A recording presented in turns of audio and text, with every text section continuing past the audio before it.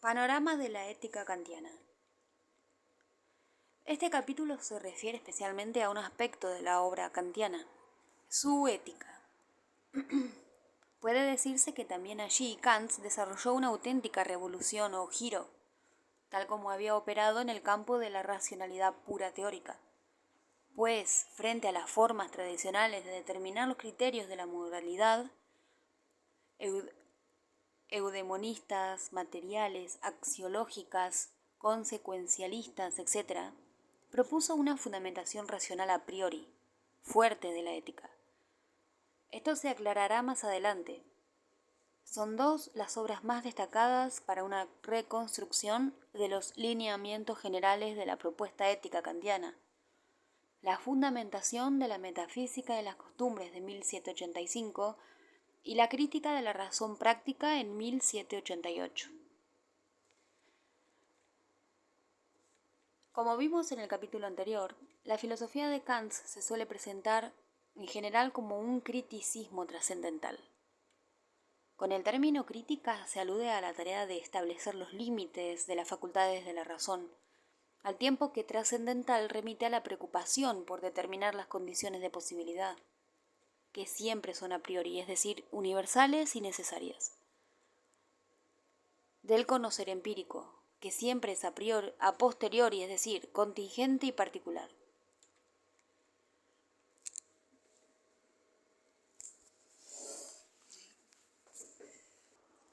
Dichas condiciones, según muestra Kant en la crítica de la razón pura, y la circunstancia de que estén dadas a priori, significa asimismo que se encuentran más acá de la experiencia, haciéndola posible como representación inteligible, a diferencia de lo trascendente que siempre está más allá de la experiencia. Tal enfoque se ajusta al trabajo que emprende Kant en la esfera teorética de la razón. En efecto, busca explicitar aquello que ya tiene que presuponerse para que sea viable conocer los fenómenos. Como empresa crítica, es decir, en tanto se reconoce y se explicita la existencia de límites, uno de los resultados más importantes de la investigación kantiana es el de que no podemos conocer todo. Por el contrario, solo nos resulta pertinente hablar de conocimiento cuando intervienen dos elementos: lo que puede llamarse una estructura a priori de la razón, compuesta por conceptos puros del entendimiento, o categorías: unidad, pluralidad y totalidad, realidad, negación y limitación, sustancia y accidente, causa y efecto y acción recíproca, posibilidad e imposibilidad, existencia y no existencia, necesidad y contingencia. Y B. Formas puras de sensibilidad, espacio y tiempo. Impresiones. Material sensible. El conocimiento entonces es el resultado o el producto de la intervención del sujeto cognoscente. Vale decir, el cúmulo de datos sensibles que constantemente llega a nosotros resultaría ininteligible si no fuera conformado, conceptualizado por una estructura a priori de la razón, o sea, puesto en categorías y en tiempo y espacio. Pero a su vez, la razón nada puede conocer por sí sola, sin un material sensible que modelar. En este sentido, Kant afirma que todo conocimiento comienza con la experiencia, aunque no todo procede de ella. Ahora bien, es evidente que hay cosas u objetos que creemos conocer cuando en realidad de ellas no tenemos impresiones. Si las impresiones sensibles son uno de los requisitos que debe cumplirse para que se pueda hablar de conocimiento, entonces, por ejemplo, muchas de las ideas que la metafísica decía poder conocer resultan en realidad incognoscibles. Por caso, no tenemos experiencia sensible de Dios, del mundo, del alma o de la libertad. Pero Kant no cree que dichas ideas sean una pura nada, lo que equivaldría a impugnar sin más todo tipo de metafísica. Por el contrario, sostiene que si bien no podemos conocer esas ideas, no obstante sí nos resulta posible pensar en ellas. Es más, la razón tiene, según este filósofo, una tendencia natural a postular aquellas ideas, a la manera de síntesis de lo que ya no se encuentra sometido a condición alguna. 1. La conciencia moral y las exigencias incondicionadas de la razón. Entre intérpretes reconocidos se discute acerca de si Kant pudo desarrollar en el ámbito de la razón práctica el programa trascendental que acabamos de referir muy sucintamente y que tuvimos ocasión de exponer con más detalle en el capítulo anterior. Al parecer, dicho proyecto fue abandonado en el tránsito de las dos obras que, como dijimos antes, contienen su filosofía moral. Sea de esto lo que fuere, apuntemos en principio que la dimensión práctica de la razón incumbe al campo del actuar humano. Ahora bien, cuando optamos no somos mera incompetencia o pura ignorancia. Poseemos, de hecho, una suerte de saber que Kant llama al inicio de la fundamentación conocimiento moral ordinario o vulgar, pero que aún no es un conocimiento ético-filosófico. Aquel saber ingenuo o inocente es, por ende, insuficiente, sobre todo porque se resume en la consideración de que el seguimiento irrestricto de un principio o precepto moral entra en contradicción con la tendencia a satisfacer las necesidades naturales y las inclinaciones, satisfacción que de cumplirse completamente significaría la felicidad máxima. En este sentido, el conocimiento racional filosófico es, podríamos decir, mezquino y parco. Trata de modo severo a las inclinaciones sin prometerles nada. Es más, desatiende y desprecia sus reclamaciones. En esta contradicción, sobre la que después volveremos, la que hace necesario superar ese ingenuo e inocente saber. Es esta contradicción la que hace necesario superar ese ingenuo e inocente saber. Kant lo expresa del siguiente modo. De esta manera, la razón humana ordinaria es impulsada, no por algún tipo de necesidades de la especulación, que no le afectan nunca mientras se limita a ser mera razón sana, sino aún por motivos prácticos, a salir de su círculo y dar un paso en el campo de una filosofía práctica, para recibir allí mismo información y clara indicación acerca de la fuente de su principio y de la correcta determinación del mismo, en contraposición con las máximas que se apoyan en las necesidades e inclinaciones.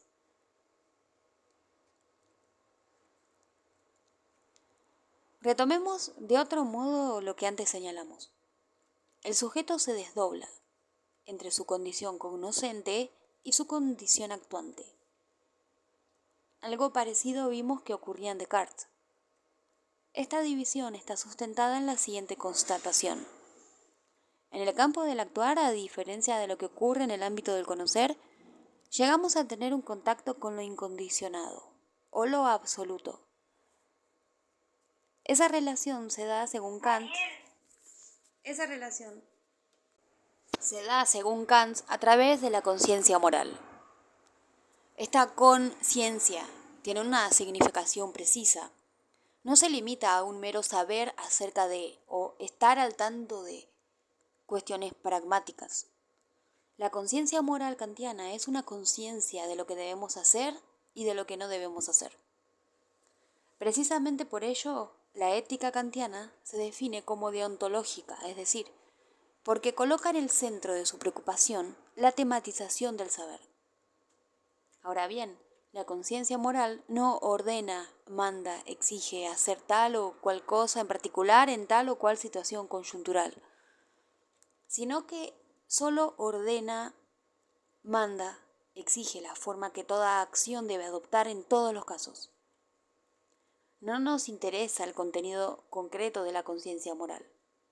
En este sentido, la ética kantiana es formalista. Pensémoslo así. Todos, de hecho, de facto, realizamos cotidianamente discriminaciones de orden moral. Pero en una reflexión filosófica como la de Kant, Lo que predomina no es lo que tiene vigencia, eso que de hecho hacemos, sino aquello que podemos justificar como válido universalmente, lo que debemos hacer, con independencia de la situación en la que nos encontremos y con independencia de las consecuencias o efectos posibles.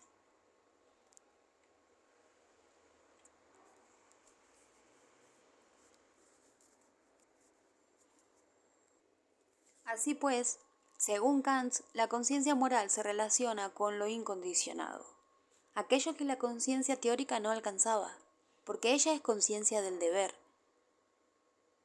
Eso incondicionado a que accedemos ahora en nuestra vida práctica es un mandato, es decir, un mandato incondicionado absoluto. Con otras palabras, la conciencia moral es una conciencia que exige de modo absoluto, y esto significa que nos ordena a hacer algo de forma incondicionada, o sea, algo que no está sometido a condición alguna. Por ejemplo, la conciencia moral no dice debo hacer algo para agradar a fulano, pues aquí la exigencia u orden debe hacer algo viene acompañada por una condición, para agradar. Contrariamente, la conciencia moral ordena hacer algo porque es mi deber hacerlo, más allá de todo condicionamiento, por ejemplo que me lleve tiempo, dinero, esfuerzo. En suma, en la conciencia moral habita una exigencia absoluta, que no puede explicarse desde el punto de vista de los fenómenos de la naturaleza. Pues aquí, según Kant, no hay deber sino solo un suceder de acuerdo a la causalidad. Como suele referirse a modo de ejemplo, una piedra no debe caer, simplemente sucede que cae, lo que se comprende según las leyes que rigen esa clase de fenómenos. Pero a diferencia de estos casos, insistimos, la conciencia moral se vincula con imperativos de una clase peculiar. Son incondicionados, mandan sin ninguna condición, más allá de que se los obedezca o se los infrinja. En adelante nos referiremos a 3 cuestiones relativas a la ética de Kant que son fundamentales para nuestro estudio. 1. Su definición del término deber y su relación con las inclinaciones. 2. Los tipos de imperativos. Y 3. Una caracterización conceptual de su propuesta en general. El deber y las inclinaciones. En el comienzo del primer capítulo de la Fundamentación, Kant afirma: en ningún lugar del mundo, pero tampoco siquiera fuera del mismo, es posible pensar nada que pudiese ser tenido sin restricción por bueno, a no ser únicamente una buena voluntad.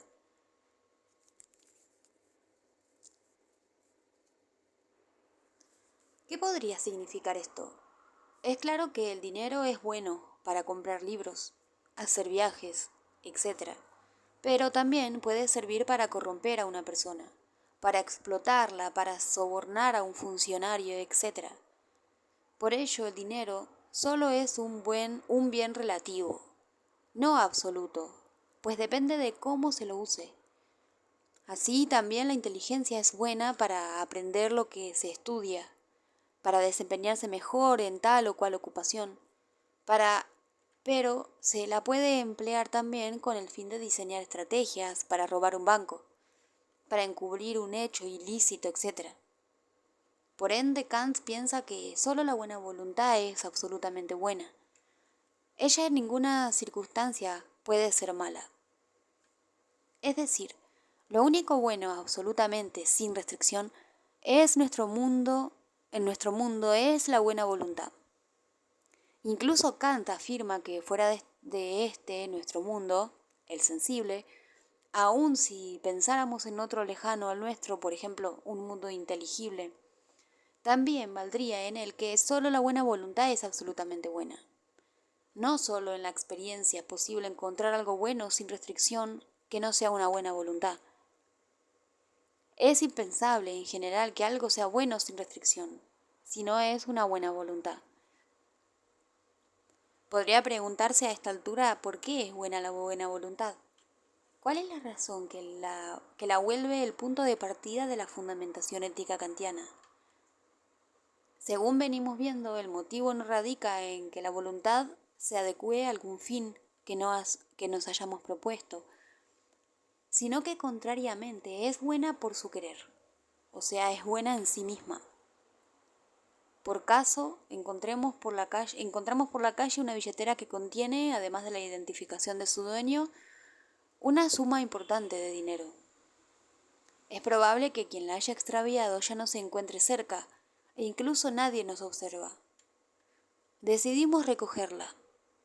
Ahora podríamos tomar distintos cursos de acción. Buscar a su propietario para reintegrarle lo que encontramos, pero resulta que se trataba de un turista y no hallamos modo de localizarlo. Buscar al propietario y hallándolo entregarle la billetera en mano. Quedarnos con lo que encontramos, pues no hay testigos y nadie se acercó a preguntarnos si habíamos hallado algo parecido. Comencemos por lo más evidente. Lo efectuado en cada caso es una acción, levantar del piso un objeto extraviado. Pero con ella hago a la vez algo más. En A y C, buscar a su propietario para reintegrarle lo que encontramos, pero sin modo de localizarlo, y C, quedarnos con lo que encontramos. No logro que el objeto perdido se reencuentre con su dueño. Solo lo logro en B, en buscar al propietario y de entregarle la billetera. Ahora bien, según la ética kantiana, nuestro análisis no tiene que enfocarse en las consecuencias de nuestras acciones, sino más bien en el valor moral de las mismas. Este valor moral no depende de aquellas consecuencias. En efecto, si así fuera entonces, la opción de buscar a su propietario para reintegrarle lo que encontramos, pero resulta que se trataba de un turista y no hay modo de localizarlo, no tendría valor moral alguno, pues en esa variante no se consiguió la restitución de lo extraviado, quedando al mismo nivel que C, que quedarnos con lo que nos encontramos. En tanto que solo entregársele la billetera al dueño podría ser juzgado como un acto bueno moralmente. Sin embargo, de acuerdo a Kant, debemos juzgar la intención o la voluntad que guió nuestra acción, por la que A y B sí tienen valor moral, con independencia de que el objetivo no se haya cumplido o no. En resumen, son actos de la buena voluntad moralmente buenos, la opción A y la opción B. Tienen el mismo valor porque lo que interesa es la intención, y no el resultado o las consecuencias. Por ello, Kant dice que la buena voluntad, que es buena en sí misma, este simple ejemplo podría orientarnos y clarificarnos acerca de lo que se dice al afirmar que el criterio de moralidad reside en la intención de la acción y no en las consecuencias de la misma. La kantiana es, como ya dijimos, una ética formalista. Define el enjuiciamiento de los actos de acuerdo a su forma y según cómo ellos son realizados, es decir, no se interesa por el contenido o el qué. Esto último sería lo propio de una ética material. Ahora bien, de acuerdo a la crítica de la razón pura, el hombre no es solo un ser puramente racional, sino que también se halla vinculado a lo sensible. En él conviven, por tanto, dos mundos, a saber, el inteligible y el sensible. Por esto hay que definirlo como ciudadano de dos mundos. En efecto, de la crítica de la razón pura. 2 puntos. La naturaleza, en el sentido más general, es la existencia de las cosas sometidas a leyes.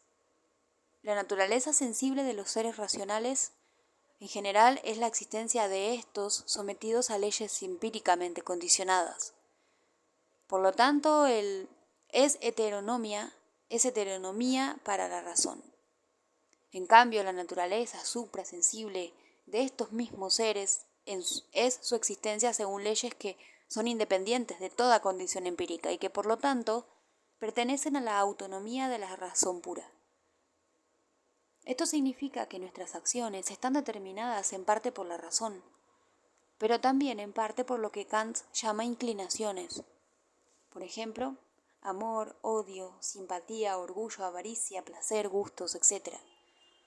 Este es un aspecto clave de la ética kantiana, que muchas veces se olvida cuando se sobrecarga el aspecto formal y rigorista de ella, que por cierto tiene. La posibilidad doble de determinación, razón, inclinación, genera, ni más ni menos, conflictos. Podríamos decir, Kant es plenamente consciente de la constante tensión en la que nos encontramos como actores del mundo de la vida. Por ende, es esta encrucijada la que, según Kant, hace necesario que nuestra voluntad sea constreñida, exigida, mandada, en suma, obligada a seguir un deber.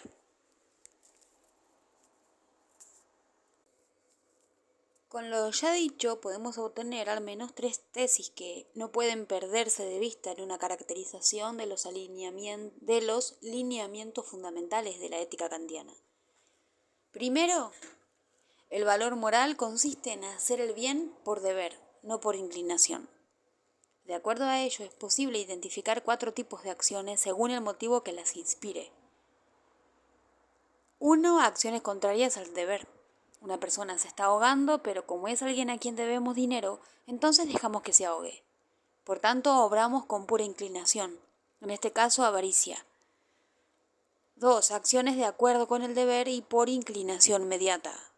El que se ahoga es una persona que nos debe dinero, entonces nos arrojamos al agua y lo salvamos para que pueda devolvernos el dinero que nos debe. Por ende, nuestra acción coincide con el deber de salvar al prójimo, pero la hemos realizado como medio para otra cosa, para recuperar nuestro dinero.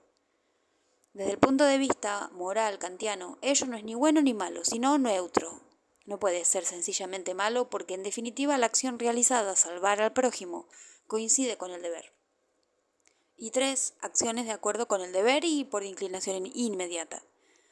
Quien se está ahogando es la persona que amamos y hacemos todo para salvarla.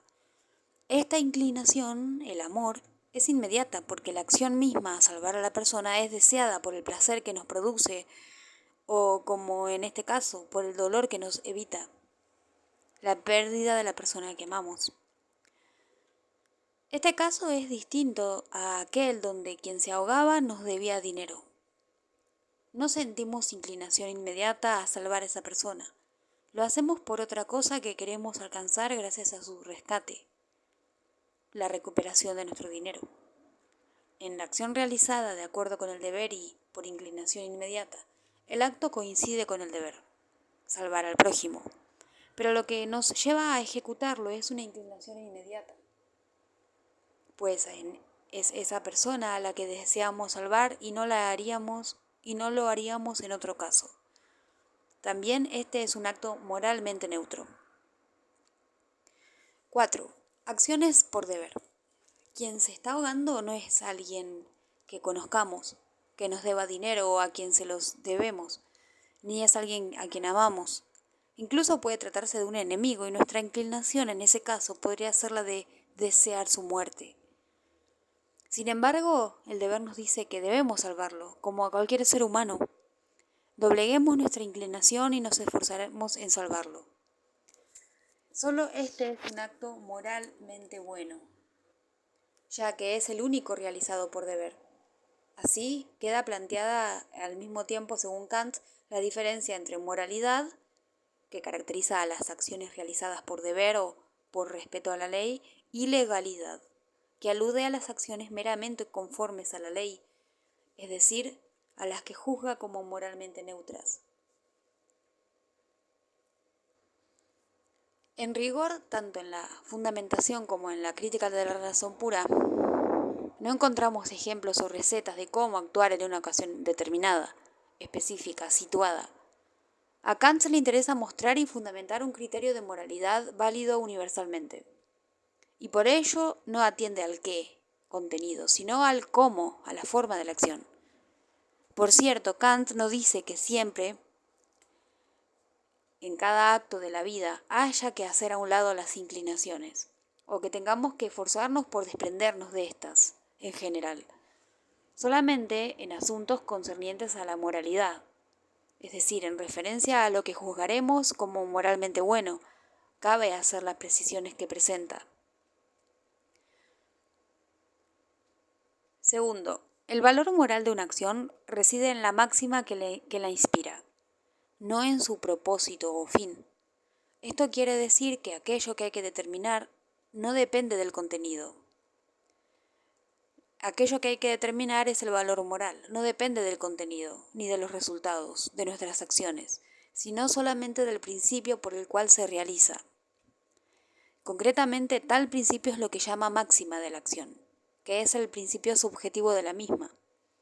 Tal fundamento no depende ni puede depender del objeto que se persigue, de lo que se ocupa la facultad de desear, sino meramente del principio del querer. Si antes dejamos planteada la doble condición del hombre en tanto ciudadano de dos mundos, diremos ahora que la voluntad entre lo formal, principio del querer, y lo material, las inclinaciones, actúa de modo moralmente correcto cuando se determina por lo primero. Tercero, el deber es la necesidad de una acción por respeto a la ley. Esta definición kantiana del deber indica que sólo la ley como tal, que se entiende como principio objetivo o exclusivamente racional, es decir, distinto del principio subjetivo o máxima, y no sus efectos, merece respeto y seguimiento, pues se trata de una ley práctica. De este modo podemos advertir que aquello que constituye a la noción de deber, que más arriba presentaremos, es la ley y respeto puro hacia ella. 2.1. Breve excursus sobre la relación inclinación y deber. La preposición que utiliza Kant para caracterizar las acciones morales o moralmente correctas es por, a causa de. Una acción es moral únicamente cuando la realizamos por deber. Lo decisivo es el móvil de la acción. ¿Qué fue lo que nos llevó a actuar? El principio, no las inclinaciones que sentimos en esa situación particular. Lo importante es si salvamos a una persona por deber o si lo hacemos por inclinación. Pero esto no significa que no debamos tener ninguna clase de sentimiento o inclinación por una persona para poder obrar moralmente con respecto a ella. Si Kant hubiera afirmado eso, no habría reconocido ninguna clase de deber hacia familiares o amigos, incluso hacia uno mismo, porque también existe el amor propio. Y eso es un sinsentido, ya que sería afirmar que solo tenemos obligaciones con respecto a personas que o bien odiamos o bien nos resultan indiferentes. Lo que Kant quiso indicar es el criterio por el cual podemos identificar las acciones morales. Como sabemos, ese criterio radica en actuar por deber. Pero ello no impide que al actuar por deber actuemos también con inclinación, aunque claro, no por ella. Esta observación responde a un malentendido habitual en el que incluso incurrió el poeta Friedrich Schiller en los siguientes dísticos dedicados satíricamente a la ética kantiana. Sirvo con gusto a los amigos, pero desgraciadamente lo hago por inclinación, de modo que a menudo me siento afligido por no ser virtuoso. No hay otro consejo. Debes tratar de despreciarlos y entonces hacer con repugnancia aquello que te manda el deber.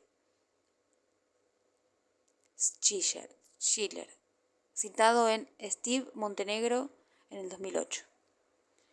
El error consiste en creer que toda acción moral debe hacerse en un sentido contrario al que tienden las inclinaciones. Para ello elevaría la inclinación al rango de criterio, negativo de moralidad, pues bastaría con saber qué nos inclinamos a hacer para saber qué no debemos hacer. Así, si sintiéramos la necesidad de salvar a nuestro hijo de las aguas, no deberíamos hacerlo porque mediante esa acción estaríamos satisfaciendo nuestra inclinación. El deber y la inclinación pueden coincidir, no existe ninguna contradicción en ello.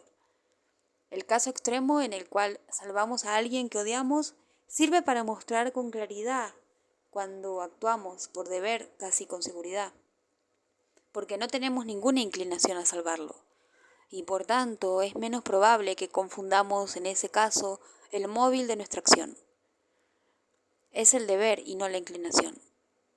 Decimos que casi con seguridad esto es así, porque la acción de salvar a un enemigo podría estar secretamente motivada, e incluso el agente mismo podría no advertirlo, por el deseo de ser valorado por los demás como una persona honesta, tan honesta que incluso está dispuesta a arriesgar su vida para salvar la de sus enemigos. En realidad, dice Kant a este respecto, es absolutamente imposible señalar por experiencia, con completa certeza, un solo caso en el que la máxima de una acción, conforme por los demás con el deber, haya descansado exclusivamente en fundamentos morales y en la representación del propio deber, es decir, en el que el agente haya actuado exclusivamente por deber. Pues ciertamente es a veces el caso que en la más aguda introspección no encontramos absolutamente nada, aparte del fundamento moral del deber, que hubiese podido ser lo bastante poderoso para movernos a esta o aquella buena acción y a sacrificio tan grande. Pero de ahí no podemos en modo alguno inferir con seguridad que la auténtica causa determinante de la voluntad no haya sido realmente un impulso secreto del amor propio bajo el mero espejismo de aquella idea. Y a falta de eso nos gusta entonces adularnos con un motivo noble que nos arrogamos falsamente. Pero en realidad no podemos llegar nunca por completo, aun con el examen más riguroso, detrás de los resortes secretos. Porque cuando se trata del valor moral, no importan las acciones que se ven, sino aquellos principios interiores de las mismas que no se ven. Según Kant, es en última instancia imposible saber si alguien alguna vez realizó una acción estrictamente moral. Es decir, si actuó exclusivamente por el deber y no por alguna secreta inclinación, tal vez inconsciente. Pero si alguna vez una persona actuó moralmente, entonces, sin lugar a dudas, lo hizo motivada por el deber, y no por inclinación alguna. Lo único relevante es eso, saber cuál es el criterio que nos permite determinar cuándo una acción es moral y cuándo no lo es, independientemente del hecho de si alguna vez alguien llevó a cabo una acción así. Los tipos de imperativos. Como dijimos antes, la doble ciudadanía del hombre y la encrucijada que para él representa explican la necesidad de que nuestra voluntad sea exigida, mandada, obligada, constreñida a seguir un deber. Tales exigencias, mandatos, obligaciones y constricciones quedan comprendidos en el concepto de imperativo. Quisiéramos ahora referir sucintamente qué tipos de imperativos ha presentado Kant, no sin antes condensar gráficamente algunos de los aspectos que ya hemos presentado y dar pie, con ello, a una nueva cuestión medular. Ética, determinación de los fundamentos de la moralidad. Deontológica, deber formal. Bueno, esto es un cuadro. Hemos ingresado en el cuadro un aspecto que antes solo había sido aludido. Es el siguiente. En tanto ciudadanos de dos mundos, no tenemos en nosotros la ley, pues esta es objetiva, es decir, universalmente válida para todos. Lo que sí tenemos son inclinaciones y B, máximas, principios subjetivos de obrar. Sin embargo, mediante nuestra racionalidad podemos alcanzar una representación de la ley objetiva. Podemos entender esto que plantea Kant como la realización de un experimento mental, mediante el cual nos representamos la universalidad. Solo la adecuación a la forma de esta representación de la ley es el bien moral. Pues bien, la forma que adopta esa representación es la de un imperativo categórico. La formulación más conocida de este es la siguiente. Obra solo según la máxima a través de la cual puedas querer al mismo tiempo que se convierta en una ley universal. En base a lo que esta representación implica, también podemos decir que el criterio de moralidad consiste en la universalidad de la máxima, consiste en la universalizabilidad de la máxima. En el imperativo citado no solo se afirma que no debemos hacerle a otro lo que nosotros mismos no admitiríamos como válido, o que no nos debemos convertir nunca en excepciones. Hay una tarea que realizar para formular el juzgamiento de una acción. A tal tarea la podemos llamar por nuestra parte experimento mental. Por medio de ese experimento buscamos que un principio subjetivo o una máxima, circunstancial, situacional, contingente, se convierta en o se vuelva un principio que cualquiera podría considerar como válido intersubjetivamente, es decir, como una ley objetiva. Debemos representarnos que lo que adoptamos como principio para nuestro propio obrar vale no más tarde, no en otra época, sino al mismo tiempo, para todos. Debemos, pues, considerar como si hubiese sucedido en efecto la conversión de lo particular en lo universal. Por ejemplo, el imperativo nos exige la representación de si podríamos convertir en válido intersubjetivamente el principio de mentir. Según Kant, nadie podría considerar a esa posibilidad como moralmente buena. Además, visto en términos lógicos, la universalización de dicho principio haría que éste se anulase a sí mismo, pues incluso el principio como tal sería una mentira. Quien no admite eso entonces se considera una excepción y se piensa autorizado a mentir al tiempo que niega tal posibilidad a otros. De acuerdo a Kant, la representación de un principio objetivo en tanto que es constrictivo para una voluntad se llama un mandato de la razón y la fórmula del mandato se llama imperativo. Distinguirá entre estos los siguientes tipos. A. Hipotético condicional. La acción es buena en tanto que vale como medio para un fin. A su vez, ese fin o propósito puede ser imposible, por lo que el principio es problemático, o irreal. Irreal, por lo que el principio es asertórico. B. Categórico incondicional. El principio del querer es una ley válida para todos. Son principios necesarios por sí, no como medios para otra cosa, a los que se les puede llamar apodícticos, necesarios. Solo estos son mandatos o leyes de la moralidad. Ahora bien, siendo el imperativo la fórmula de un mandato, Kant enuncia en la fundamentación más de una fórmula. Ya hemos referido a la que se denomina fórmula universal o de universalización. Otra igualmente significativa es aquella que se llama fórmula del fin en sí mismo. Ella dice: obra de tal modo que uses la humanidad tanto en tu persona como en la persona de cualquier otro, siempre a la vez como fin, nunca meramente como medio. Hagamos una recapitulación para entender el significado de lo recién citado. Siempre la acción está orientada hacia un propósito o un fin. Dichos propósitos o fines pueden ser relativos y condicionados, sea por la pura, la mediata o la inmediata inclinación. Son los que hacen lugar a imperativos hipotéticos. Por ejemplo, si deseo una casa, ese es el fin, debo ahorrar dinero, ese es el medio. Categóricos e incondicionados orientados por un propósito o fin objetivo y absoluto. Son buenos por sí mismos y no como medios para otra cosa.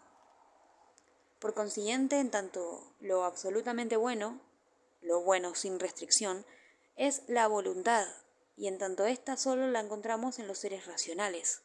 Resulta que las personas son fines en sí mismos. Es lo que está condensado en la fórmula que hace un instante transcribimos. La persona nunca es mero medio, nunca es un instrumento para obtener algún otro fin. Por ejemplo, como ocurre en la esclavitud o en la trata de personas. Por ende, cuando en una relación social sea próxima o distante, utilizamos a una persona únicamente como un medio, nos estamos comportando inmoralmente. Subrayemos. No esta o aquella persona, según su orientación sexual, su credo religioso, su definición política, etc. Cualquier persona. La ética es formal, no tiene contenido. Cualquier persona es un fin en sí mismo. No en este o aquel lugar, no en este o en aquel tiempo, sino siempre, universalmente. Asimismo, como seres racionales que valen como fines en sí mismos, determinamos el curso de nuestra acción libremente y de este modo reconocemos a la persona de otro como libre. Según señalamos en nota al pie al iniciar el apartado 1, y como quedó reforzado al hablar de la doble ciudadanía del hombre, la libertad obra de modo distinto al mero suceder de la naturaleza. Es la diferencia que existe entre el puro deber ser, en ámbito racional, y el puro ser, ámbito natural. La libertad no podemos conocerla, pero nuestra conciencia moral nos obliga a postularla. Estamos obligados a ello, sostiene Kant, porque de lo contrario la conciencia moral sería un absurdo. Postular la libertad no es dar pruebas especulativas o demostraciones en torno a ella, lo que incumbe a la razón teorética. Es ni más ni menos lo que ya siempre presuponemos en el ámbito de la moralidad, es decir, de la razón práctica, respecto de todo ser racional.